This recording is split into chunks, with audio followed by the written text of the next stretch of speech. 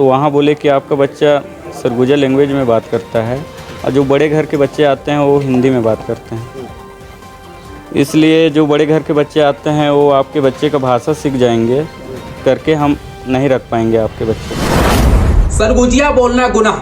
अंबिकापुर के निजी स्कूल ने 4 साल के मासूम को भाषा के नाम पर एडमिशन से ठुकरा दी। उसको एडमिशन नहीं दिया गया ये बोल के कि आप सरगुजिया भाषा जानते हैं, सरगुजा भाषा के अलावा आप कोई भाषा नहीं जानते, इसलिए उनका एडमिशन उन्होंने देने से इनकार कर दिया। भेदभाव की आग पूरे समाज में फैली। यह खबर हमें भेजे हैं हमारे सहयोगी सीनियर जर्नलिस्ट सरगुजा से आसिफ अली। देखिए पूरी रिपोर्ट।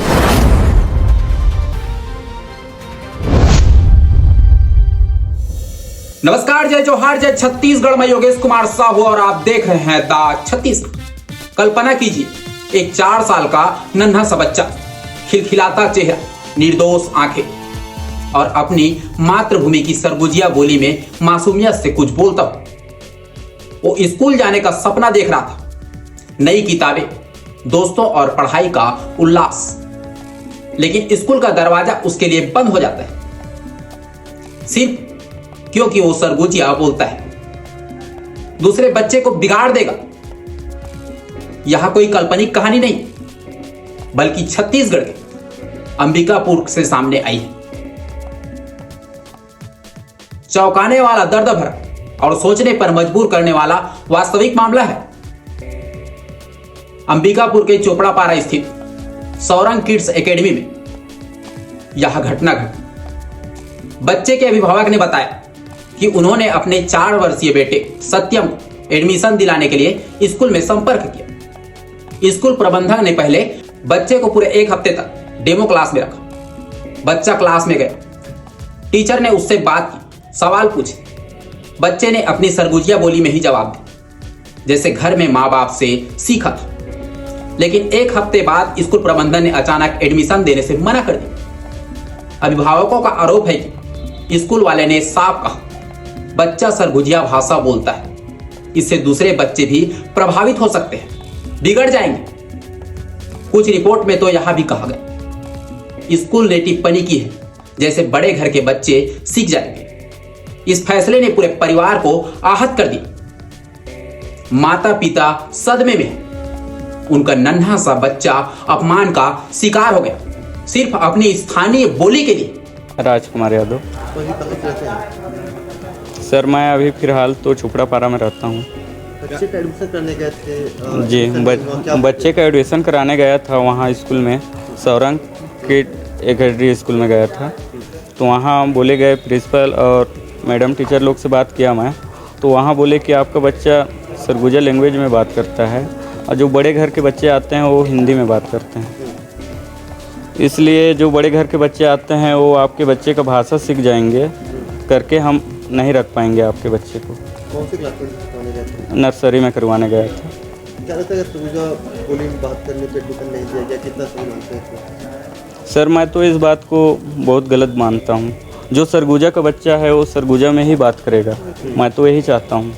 जो स्कूल में इसलिए मैं भेज रहा था कि स्कूल में जा कर के कुछ सीखे, कुछ उसको शिक्षा मिले, ताकि बड़े बच्चे के साथ रह करके वो भी हिंदी में बात करना सीखे। इस समझ करके मैं उस स्कूल में पढ़वाना चाह रहा था अपने बच्चे को। तो डेमो क्लास भेज दिया? हाँ, डेमो क्लास भेजा था मैं 1 सप्ताह के लिए। उसके बाद भी बोले कि बच्चा सरगुजा लैंग्वेज में ही बात करता है, हम लोग का भाषा नहीं समझ पा रहा है, तो हम लोग स्कूल में नहीं रख पाएंगे। कितना समस्या है? जिस स्कूल में पढ़ाना चाहते थे बच्चे को, उस स्कूल में एडमिशन नहीं मिला। जी। अभी कहाँ आए हैं? कहाँ है अभी मैं जिला कलेक्टर के पास आया हूँ। बात नहीं हुई है अभी। यह मामला सामने आते ही सरगुजा में आग की तरह फैल गया। छात्र संगठनों, खासकर NSUI ने स्कूल प्रबंधन के खिलाफ तीखा विरोध जताया। उन्होंने इसे साफ तौर पर भाषाई भेदभाव बताया और प्रशासन से सख्त कार्रवाई की मांग की। अभिभावक रो रो कर कह रहे हैं कि उनकी संस्कृति और बोली को अपमानित किया गया है। सरगुजिया छत्तीसगढ़ की लोक भाषाओं में से एक, सरगुजा संभाग की पहचान, आदिवासी और स्थानीय संस्कृति का हिस्सा। क्या किसी बच्चे को अपनी जड़ों की भाषा बोलने की सजा मिलनी चाहिए? मामले की गंभीरता देखते हुए सरगुजा कलेक्टर अजीत बसंत ने तुरंत एक्शन लिया। उन्होंने शिक्षा विभाग को पूरी घटना के जांच के निर्देश दे दिए। कलेक्टर ने कहा, जांच पूरी होने के बाद उचित कार्रवाई की जाएगी। फिलहाल शिक्षा विभाग की टीम मामले की तह तक जाने में जुटी हुई। पूर्व डिप्टी सीएम और कांग्रेस नेता टीएस सिंहदेव ने भी इस मामले का कड़ा रुख अपनाया। उन्होंने साफ कहा, अगर सरगुजिया बोलने पर बच्चे को एडमिशन नहीं दिया गया तो ऐसे स्कूल पर सख्त कार्रवाई होनी चाहिए, ऐसे स्कूल को बंद कर देना चाहिए। उनकी इस टिप्पणी ने पूरे छत्तीसगढ़ में चर्चा छोड़ दी है। और यदि ऐसी बात है तो मुझे तो लगता है ऐसे स्कूल को ही बंद कर देना चाहिए। शिक्षा विभाग को तत्काल इसकी जांच करनी चाहिए और सरगुजिया बोलने पर अगर किसी को स्कूल में एडमिशन नहीं मिलता है सरगुजा में, अंबिकापुर में, तो वैसा स्कूल चलने लायक नहीं है। दोस्तों, यह सिर्फ एक स्कूल और एक परिवार की कहानी नहीं है। यह बड़े सवाल उठता है, क्या भाषा के आधार पर किसी बच्चे के साथ भेदभाव जायज है? आशीष जैसा जिलाध्यक्ष सरगुजा।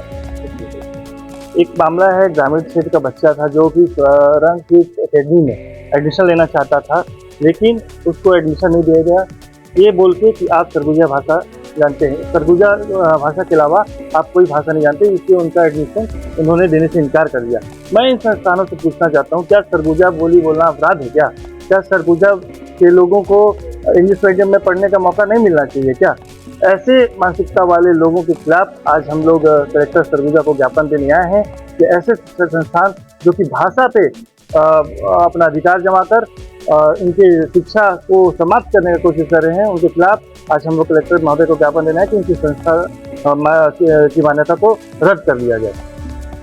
भारतीय संविधान भाषाई अल्पसंख्यकों के अधिकारों की रक्षा करता है। शिक्षा का अधिकार अधिनियम आरटी हर बच्चे को बिना भेदभाव के शिक्षा पाने का हक देता है। छत्तीसगढ़ जैसे राज्य में जहां हिंदी, छत्तीसगढ़ी, सरगुजिया, गोंडी जैसे कई बोलियां बोली जाती है, वहां स्थानीय भाषाओं को बढ़ावा देना चाहिए, ना कि दबाना।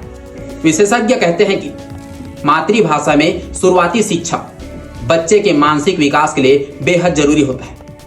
अगर स्कूल बच्चे की बोली को समस्या मानते हैं तो यह न सिर्फ गलत है बल्कि बच्चे की आत्मसम्मान को चोट पहुंचाने वाला है। स्कूल प्रबंधन की तरफ से अभी तक कोई आधिकारिक बयान सामने नहीं आया है। हालांकि कुछ रिपोर्ट्स में प्रिंसिपल ने आरोप को गलत बताया है, लेकिन अभिभावकों और छात्र संगठनों का कहना है कि सच्चाई जांच में सामने आई।